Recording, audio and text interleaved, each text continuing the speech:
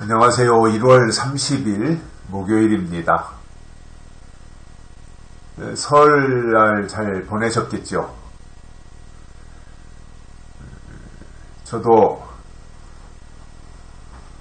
가족들 또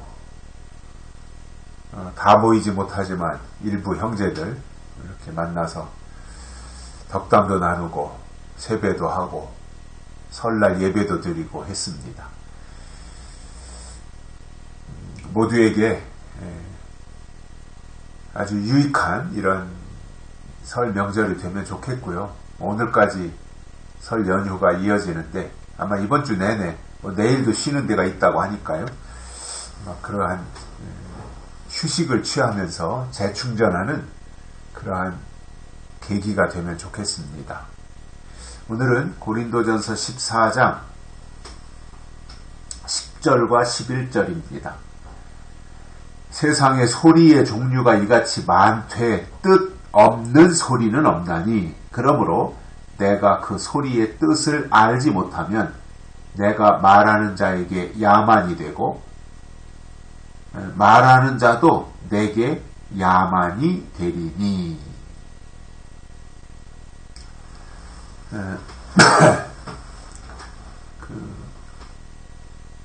소리의 종류가 많이 있지만 각자 나름대로 그 소리의 뜻이 있다는 거예요. 그래서 단순히 소리를 듣는 정도가 아니라 그 소리를 통해서 그 소리 속에 담겨진 뜻을 간파하는 것이 중요한 거죠. 저는 이 소리를 설교라고 바꿀 때 여러 가지 설교가 있을 수 있는데 중요한 것은 그 설교를 통해서 그 설교 속에 담겨진 내용과 그리고 뜻을 파악하는 것이 중요하다고 봅니다. 물론 설교하는 사람이 먼저 그래야죠. 설교하는 사람이 자기가 설교할 성경 본문을 통해서 그 속에 담긴 뜻이 무엇이냐 이것을 파악을 해야죠. 그리고 그것을 가지고 설교를 해야죠. 그럴 때 그것을 듣는 그 설교를 듣는 사람들도 그 내용 속에 담겨진 뜻을 알게 되는 거잖아요. 깨닫게 되는 거잖아요. 왜냐하면 설교하는 사람이 그 설교 본문을 통해서 그 속에 담긴 뜻을 파악했기 때문에 자기가 파악한 뜻을 사람들에게 설교라는 도구를 통해서 전파하고 있으니까 자기가 그 뜻을 자기가 파악하고 깨달은 뜻을 전파하니까 그 설교를 듣는 사람도 그것을 깨달을 수밖에 없는 거지요. 이게 구조라는 게 그렇잖아요. 원리라는 것이. 그래서 뜻없는 소리는 없습니다. 다 뜻이 있습니다. 그런데 안타깝게도 설교는 뜻없는 설교를 하는 경우들이 많아요. 그냥 허공을 치듯이 의미 없이 그냥 성경 읽어놓고 그때 옛날 그 시대로 돌아가서 그때 얘기를 하고 끝나는 경우는 뜻이 없는 거죠. 그거는 그냥 역사적인 사실만 말한 것이지 그 속에 담겨진 하나님이 깨우치려고 하는 의도는 전달이 파악이 안 된 거잖아요. 그러니까 뜻이 없는 거죠. 뜻이 없는 것은 의미가 없다는 겁니다. 그래서 어제도 그저께죠. 화요일날도 뜻이 없는 그 허공에다가 말하는 것과 같다라고 말했잖아요. 알아듣지 못하는 말을 하면 그것은 허공에다 대고 하는 것이다. 즉 뜻이 없는 설교를 하면 허공에다 대고 하는 거예요. 그리고 또 설교자가 뜻을 가지고 뜻을 파악하고 설교를 했는데 듣는 사람이 그 설교자를 통해서 뜻을 파악하지 못하면 그것도 허공에다가 날린 거예요.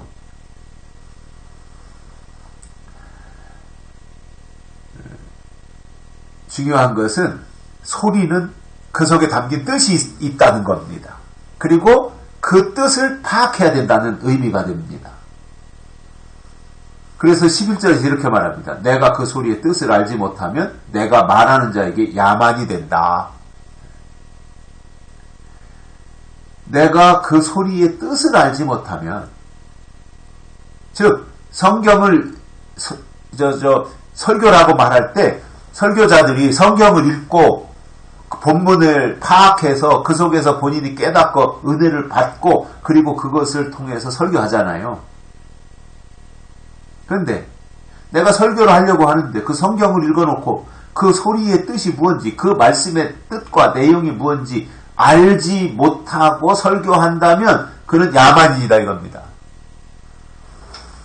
그런, 제가 바꿔서 말하는 거예요 지금. 여기서는 그냥 소리라고 했지만, 아니 교회에서 나는 소리 중에 가장 중요한 소리가 설교지, 뭐 설교 이상의 소리가 뭐가 있어요 교회에서는.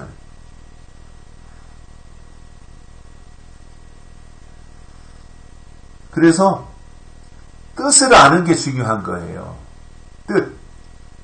하나님의 선하시고 기뻐하시고 온전하신 뜻이 무엇인지 분별하도록 하라 그랬으니까 그 뜻을 파악하는 거잖아요. 그래서 설교자들이 하는 것은 성경을 통해서 하나님의 뜻을 파악하는 거예요. 그리고 그 뜻을 설교하는 거예요. 그런데 설교에 뜻이 없다고 생각해 보십시오. 설교에 하나님의 뜻이 없다면 그게 설교입니까? 그냥 역사 강의가 되는 거지. 그거는 설교가 아닌 거예요. 설교는 살리는 역사거든요. 그 살리는 역사가 되기 위해서는 그 설교에 반드시 하나님의 뜻이 담겨야 된다는 말입니다. 그 하나님의 뜻을 다른 말로 하면 예언이에요. 예언. 예언의 말씀이 담겨야 돼요. 그래야 그것이 영혼을 살리는 거예요. 그렇지 않으면 허공에다 대고 하는 거죠. 그리고 자칫 잘못하면 그냥 뜻이 없이 설교한다면 야만이 된다 그러세요. 야만. 참 무서운 말이죠. 야만이 되고. 말하는 자도 내게 야만이 되리니. 뭐 같이 다 야만이 되는 거죠. 그래서 하나님의 뜻을 아는 것이 이렇게 중요한 거예요. 저는 제 얘기 잠깐 하면, 낮에는 제가 밖에 나가서 활동도 하고 또 저녁 때 운동도 하고 이제 그런 시간을 보내고, 집에 다 이제 운동까지 마치고 샤워하고 저녁 먹고, 그리고 나면 이제 겨울 같은 경우는 해가 짧으니까 저녁 먹고 나면 이제 한 7시 조금 넘어요. 그러면 제 서재에 들어와서 그때부터 성경도 읽고 뭐 큐티할 내용도 이렇게 보기도 하고, 또 주일날 설교할 내용들도 이렇게 본문을 읽고 묵상하고 또 깨달은 것을 또 메모도 하고, 그 시간을 보내는 거예요. 이 시간이 저는 굉장히 좋아요. 이 저녁 시간. 그 시간들을 보내는, 그 저녁 시간을 보내는 그 시간이 저는 굉장히 좋아요. 그냥 조용하잖아요. 제가 이제 교회에 있으면, 서산에 교회에 있으면, 뭐 저녁에 뭐 누가 찾아오길 합니까? 뭐 새소리가 납니까? 그냥 조용하게 제 서재에서 불 켜놓고 성경 보고 묵상하고 주일날 설교 준비하고 큐티할 성경 내용 또 이렇게 읽고 묵상도 하고, 그러니까 굉장히 좋아요. 그 시간이. 그러다가 뭔가 이렇게 깨달아지면 또 얼마나 기뻐요. 성경이 깨달아졌을 때 그 기쁨이 굉장히 크거든요. 그래서 아무도 저를 방해하는 사람도 없고, 운동 끝나고 샤워하고 저녁 먹고 나서부터 제가 잠자러 가기 전까지 밤 10시 반에서 11시 사이에 제가 이제 취침에 들어가는데, 저녁 한 7시 반부터 한 10시 반까지는 아주 제가 묵상하는 시간 많이 해요. 성경 읽고 이게 무슨 의미인가 이렇게 또 묵상도 하고, 그 시간이 참 좋은데, 그래서 저는 어떻게 하든지 묵상을 통해서 그 성경 본문 속에 담겨진 하나님의 뜻이 무엇인지를 파악하려고 노력합니다. 그렇지 않다면 야만이 되기 때문입니다. 여기까지 하겠습니다. 고맙습니다.